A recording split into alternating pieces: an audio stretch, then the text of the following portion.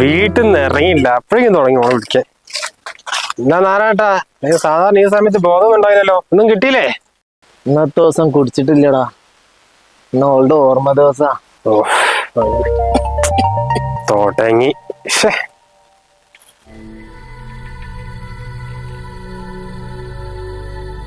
ഓള് വിളിച്ച് വെറുപ്പിക്കുണ്ടാവൂലേ?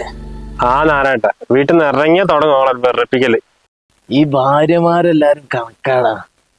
എനക്കറിയില്ലേ എന്റെ ജാനകീനെ, വീട്ടിൽ നിന്ന് ഇറങ്ങിയാ തുടങ്ങും ഫോൺ വിളിച്ച് വെറുപ്പിക്കും.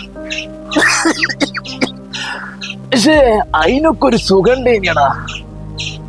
അവള് പോയിട്ട് ഇപ്പൊ 2 കൊല്ലായി. ഇപ്പൊ ഉണ്ടല്ലോ എന്റെ ഫോണൊക്കെ കസ്റ്റമർ കെയർ എന്നുള്ള ഒരു കോള് മാത്രമേ ഉള്ളൂ.